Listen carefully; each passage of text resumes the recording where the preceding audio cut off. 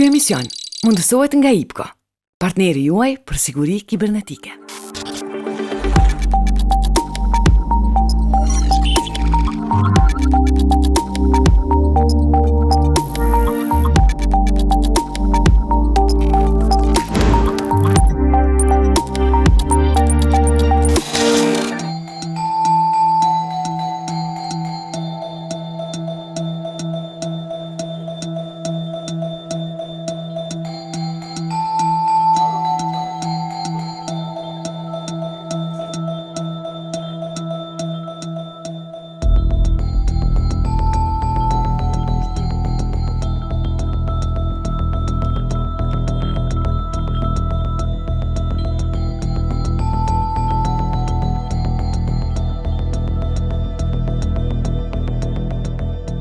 Pajisja si përshëne është duke si një flash drive, USB flash drive, mirë po teknikisht është një tasir, është produkt komercial që quhet USB rapordoki. Dhe përmes saj ne kemi demonstruar se çysh një kompjuter i lënë i pasiguruar, ajo që një ndryshe dhe unlocked, mund të efektohet me një malware për më pak se 5 sekonda. Pajisja teknikisht duket si USB e thjeshtë. Nëse hapim shohim që është një mikrokontroller, i ngjashëm ato që ngjitet në tasira të rëndomta, dhe ka një SD card, një kartë memoruese të cilën mund me programu dhe me automatizu procesin me të cilën dojmë të simulojmë. Rastin ton, ne kemi simulu downloadimin dhe instalimin e malware-it. Pra, në momentin që futet kjo USB në kompjuterin ton, kjo shkarkon një malware një virus dhe infekton atë pajisje.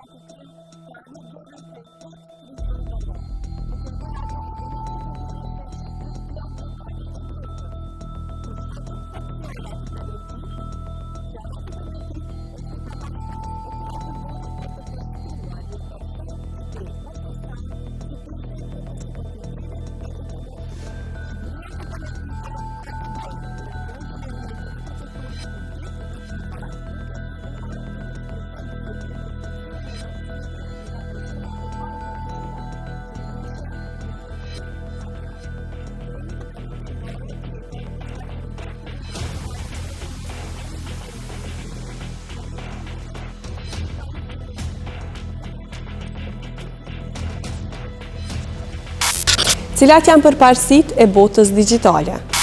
Nëse i listojmë tani përparësitë e botës digjitale, duhet të nisim nga ajo që Platoni ka thënë që në kohën antike, se nevoja është nëna e krejt zbulimeve.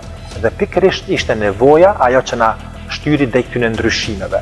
Dhe përparësia kryesore e botës digjitale janë kursimet. Kursimet e përbëjnë shtytsin kryesore në këtë drejtim, edhe tani me shërbime digjitale kursim kohë, kursim resurse të gjithë neve. Një përparësi tjetër e shërbimeve digjitale pa dyshim është komoditeti.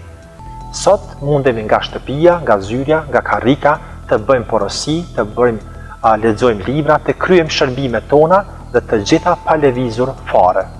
Një përparësi tjetër e shërbimeve digjitale është pa dyshim qasja. Sot në shërbimet digjitale kanë qasje pothuajse të gjithë. Edhe ata që janë larg nga shtëpia, edhe shtresat e marginalizuara, të gjithë kemi një përfshirje në shërbime digjitale. Një përparësi tjetër e shërbime digjitale prej shërbimeve analoge është rritja gjithësisht për shkallëshmëria apo scalability në gjuhën angleze. Thjesht nëse në të kaluarën, në dyqan është dashur të arrit hapësirën e vet, ajo ka qenë një projekt jashtëzakonisht i madh. Sot lirisht mund të shtojmë resurse në internet, ashtu që të rrisim ofertën tonë në internet. Një përparësi edhe më e madhe e shërbimeve digjitale është automatizimi.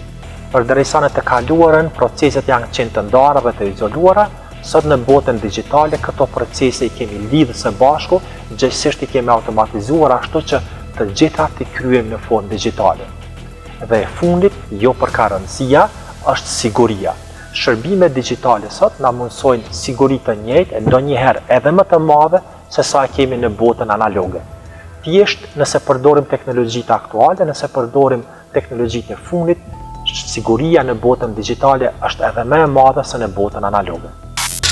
Cilat janë rreziqet më të mëdha në sigurinë kibernetike? Bashkë me sigurin, tani lindin edhe sfidat e tjera. Lindin edhe sfida e sigurisë në përgjithësi, edhe ruajtja e privatësisë, por të rikujtojmë që kompjuterët e parë, rrjeta e parë kompjuterike ndërtuar në fillim të viteve 70, nuk ka pas për cak sigurinë. Në fakt ajo kishte për cak komunikimin mes tyne kompjuterëve të larguar në distancë. Kështu, siguria u bë aktuale kur pam se në rrjet kur rrit numri i nyjeve i kompjuterëve në internet, u pa që kemi nevojë që këto nyje, këta kompjuter të sigurojmë nga qëllimet dashakeqëse, nga shfrytëzuesit dashakëqi, të cilët mund ta keqpërdorin tani këto resurse në botën digjitale. Kështu sot numërojmë disa rreziqe dhe ka organizata të shumta që i randisin ato në në top 10 rreziqet në internet. Pa dyshim që rreziku më i madh sot në internet njihet me emrin si phishing dhe ka të bëjë me peshkimin dhe që në botën analoge do të kishte qenë diçka e ngjashme sikurse karrimin që ne bëjmë për peshqit, ashtu të bëjmë karrimin për shfrytëzues, të cilët mund të jenë naiv, mund të jenë të mos informuar mirë, edhe të joshën nga karrimi dhe të dhënë shënimet e tyne senzitive, siç janë numrat e kredit karteles, informacionet personale, në institucioni cili mund duket në rand të parë që është institucion legjitim dhe kështu bien pre e një phishingu të tillë. Nëse analizojmë sulmet e fundit të ndodhura në përbot, por edhe në shtetet e rajonit, mund të kuptojmë se sa shumë kanë avancuar taktikat dhe teknikat e sulmeve kibernetike, por njëkohësisht edhe impakti apo dëmi që këto sulme kibernetike mund të kenë në jetën tonë reale. Evolucioni i sulmeve kibernetike ka kaluar nëpër disa faza, secila është karakterizuar nga lloje të ndryshme të kërcënimeve kibernetike dhe taktikave të përdorura nga hakerët.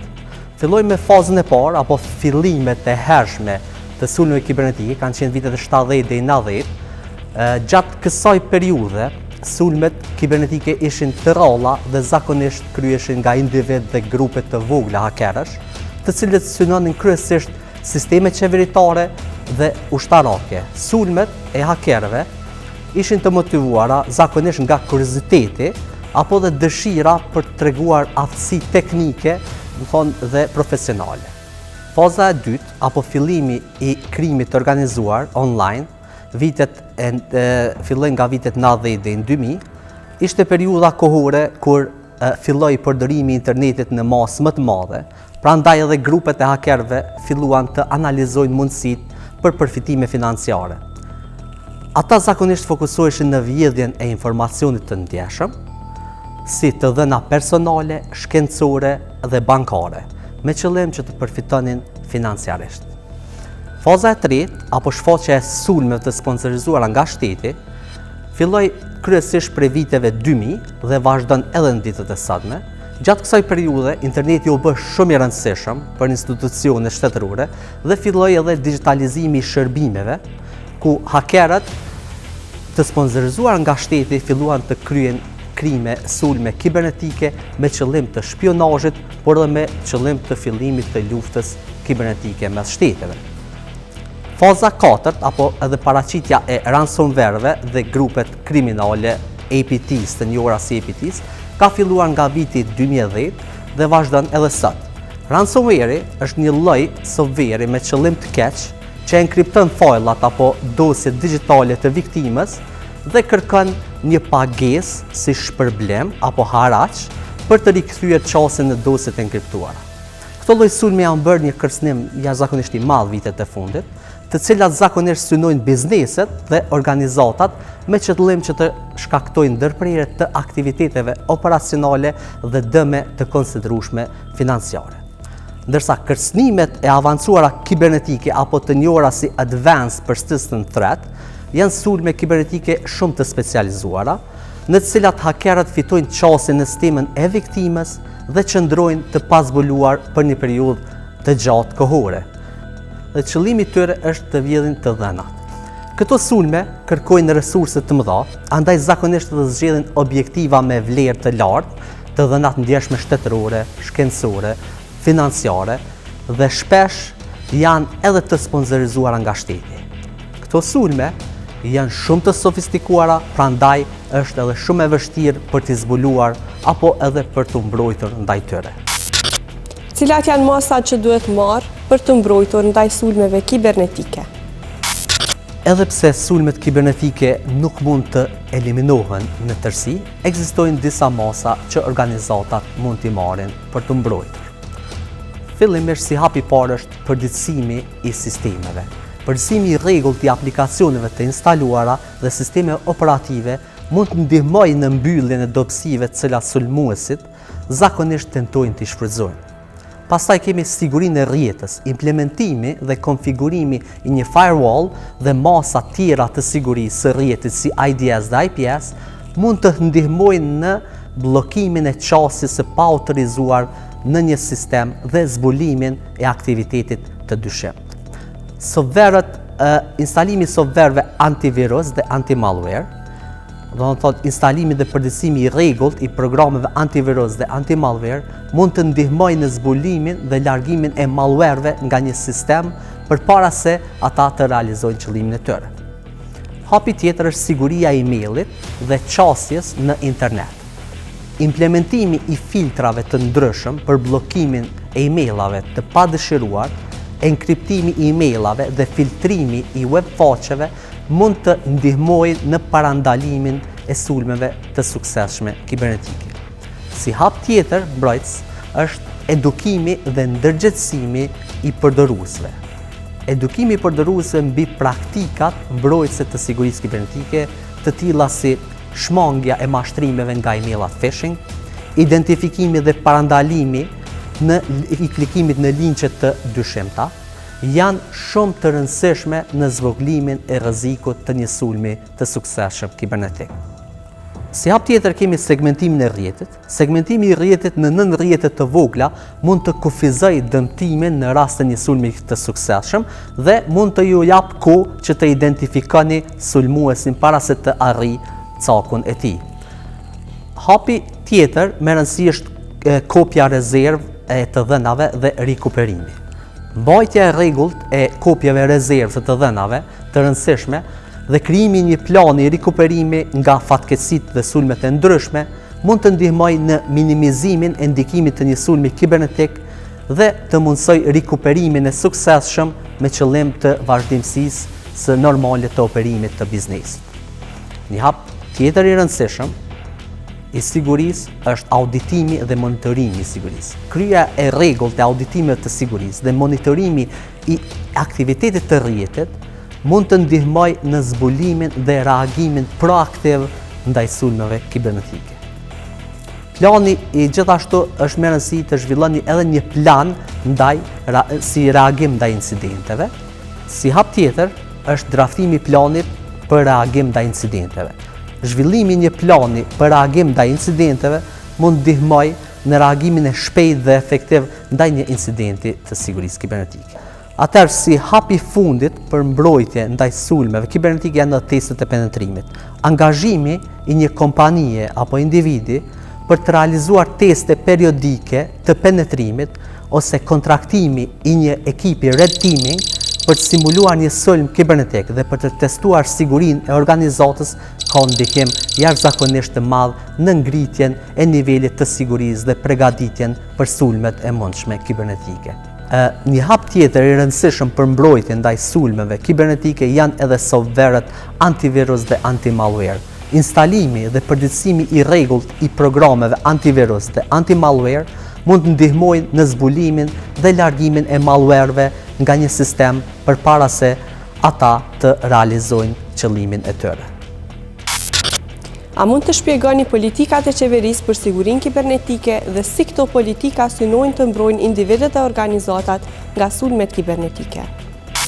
Qeveria jonë ka një plan ambicios rreth digitalizimit.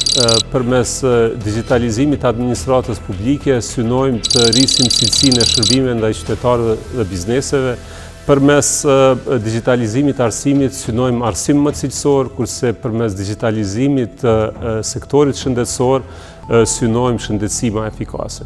Në përgjithësi, me digitalizim në qeveri, na synojmë rritjen e transparencës edhe llogaridhënies në qeverisje, e në kontekst më gjerë ekonomik e shtetënor, me digitalizim synojmë rritjen e produktivitetit, zvoglimin e kostove dhe rritjen e konkurrueshmërisë në ekonomi. Por digitalizimi natyrisht i ka dhe rreziqet dhe sfidat e veta. Padyshim një prej atyne sfidave edhe rreziqeve vjen nga aspekti i sigurisë kibernetike.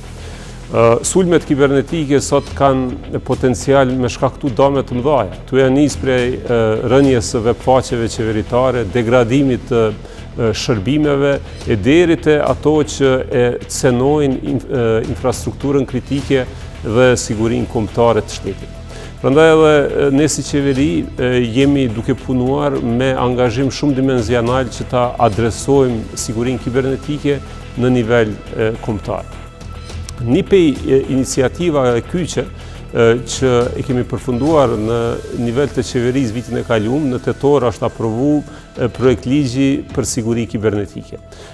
Projekt ligji tash është në kuvend, tashmë e ka kalu leximin e parë dhe presim së shpejti të aprovohet edhe në lexim të dytë.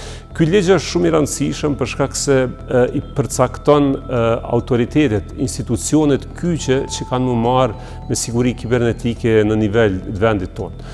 Para se gjithashtu ligji e themelon Agjencinë e re për siguri kibernetike, që do të ketë rol kyç për ngritjen e kapaciteteve mbrojtëse në fushën e sigurisë kibernetike. Agjencioni për siguri kibernetike, do t'i përcaktoj masat edhe do t'i monitoroj zbatimin e tyre, që kanë me qenë të obligueshme për operatorët e shërbimeve esenciale edhe operatorët e shërbimeve digjitale. Përveç kësaj, agjencia do të ketë edhe role tjera në aspekt të reagimit ndaj incidenteve, pastaj certifikimit të ofruesve të shërbimeve dhe produkteve në fushën e sigurisë kibernetike dhe një sër përgjegjësish të tjera që janë përcaktuar me ligj. Përveç agjencisë për siguri kibernetike, ligji parasheh edhe funksionalizimin e Këshillit Shtetëror për Siguri Kibernetike, që do të ketë rol këshilldhënës para se gjithash, por edhe monitorues në aspektin e zbatimit të strategjisë.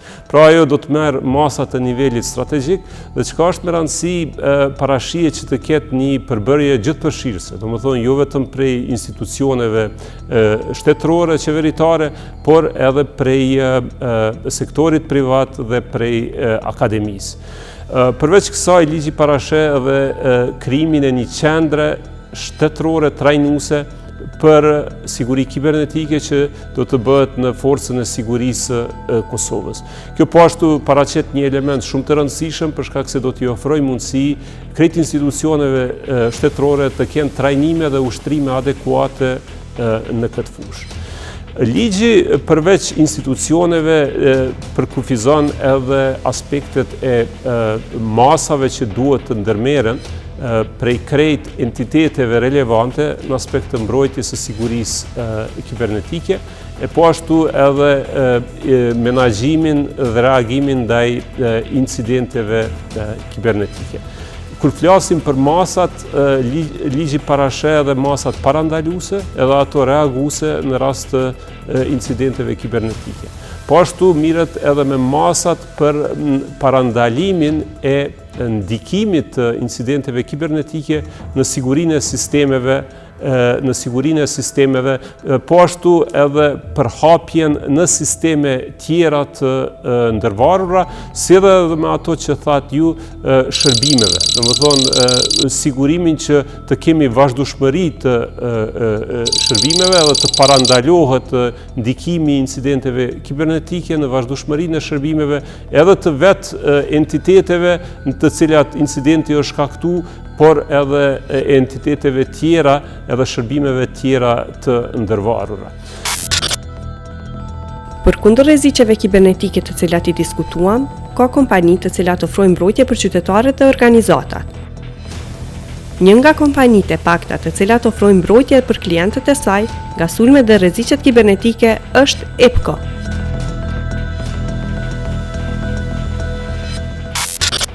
Ju lutem na tregoni se si ka kontribuar EPCO në digitalizimin e shërbimeve në Republikën e Kosovës. Kemi shumë, do të thotë, si konsumator të IPCO-s ose klient të IPCO-s, kemi shumë biznese cilat përdorin shërbimet e IPCO-s për të realizu nevojat e tyre biznesore.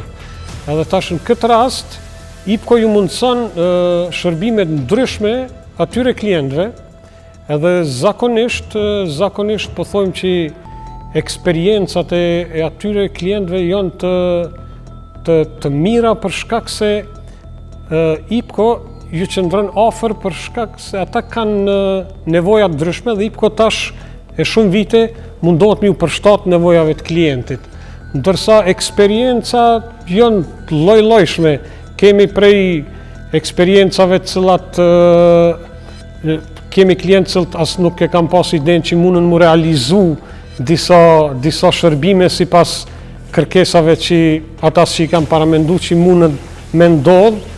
E në këtë rast IPCO si një kompani që po transformohet vazhdimisht, kemi edhe mundësin me i konsultu klientët, me ju tregu që kanë nevojë, që ju duhet për biznesin e tyre, e zakonisht bizneset në Kosovë kanë nevojë për një lloj tillë të konsultimit edhe për me i ndihmu klientit edhe me pas IPCO klientit si partner, jo vetëm si klient.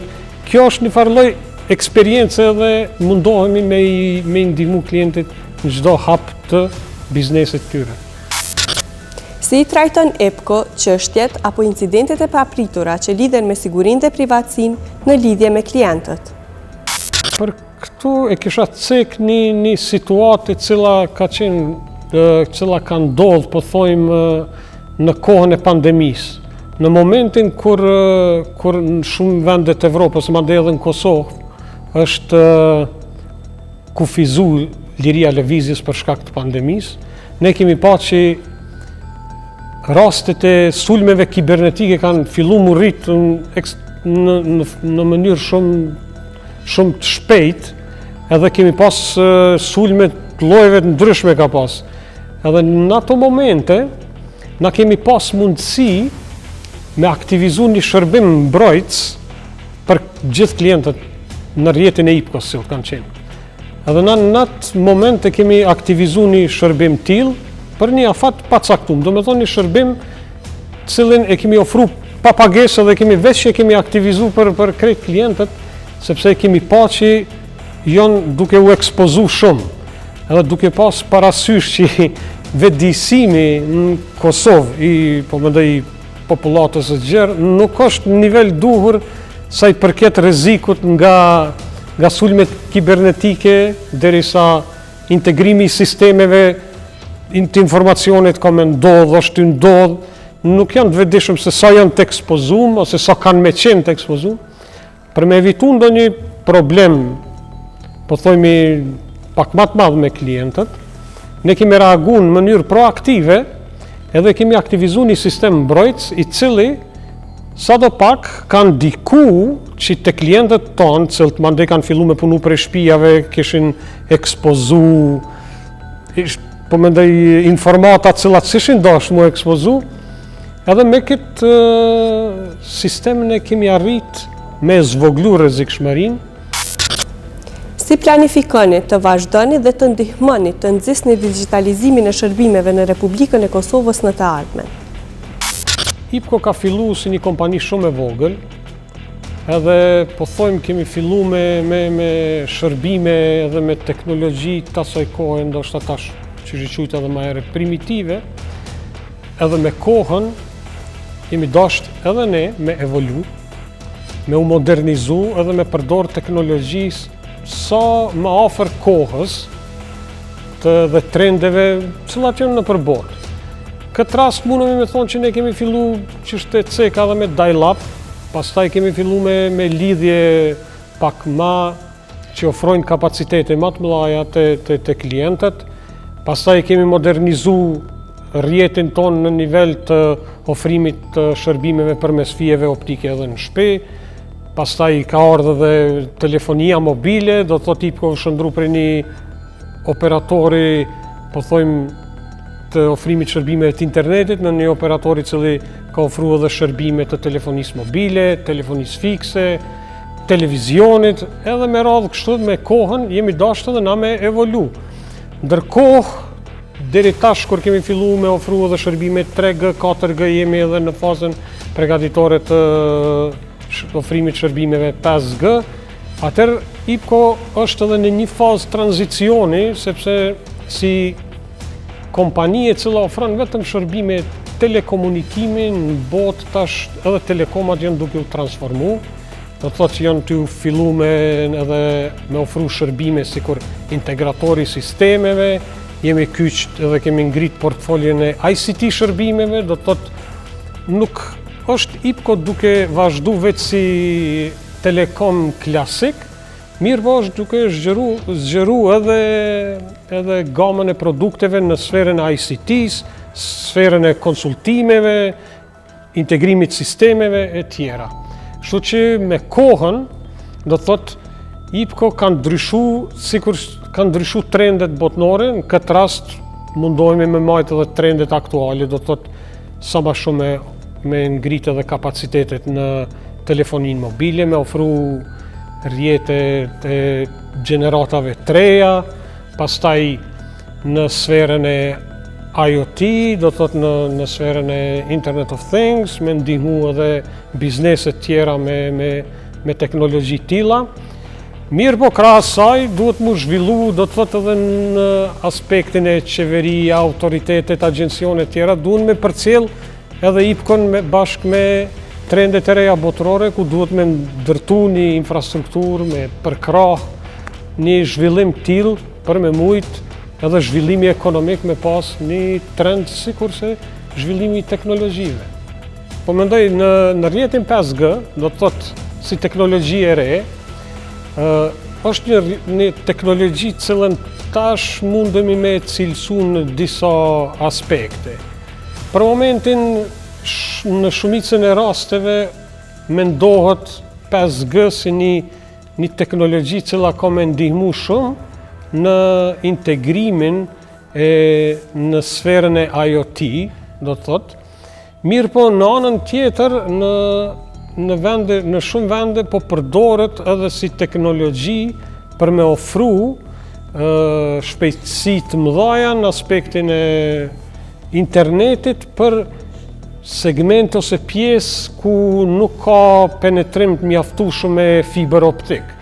Mirë po, sa i përket shfrytëzimit në telefoni mobile, po thojmë në mobile data, edhe në IoT mundet me pas një zhvillim me ndihmu shumë në këtë aspekt, për shkak të kapaciteteve që i ofron. Mirë po, sa i përket vetëm për internet, deri tash nuk ka ndonjë farë dallimi esencial shumë të madh mes 4G dhe 5G. Mirë po, çaj vonesat që po cekën tankohen vonesat në 5G janë më të vogla, kjo mundet me pas një ndikim shumë pozitiv në zhvillimin e segmentit në IoT, edhe të njëjtën kohë po ka në përbot shumë kompani që kanë rrjet 5G privat, edhe kjo është diçka që po shihet që është ju zhvillu shumë në për kompani ndryshme në përbot, si për shembull kompanitë e mëdha Mercedes, si kompanitë mëdha të cilat po tentojnë me pas një rrjet privat 5G. Mundet me ndodhë edhe diçka e tillë edhe në Kosovë, varësisht se sa ka me qenë industria e përgatitne për me pas diçka tillë mrena, po mendoj hapësirave tyre ose universitetet mrena kampuseve tyne, kjo mbetet me u pa.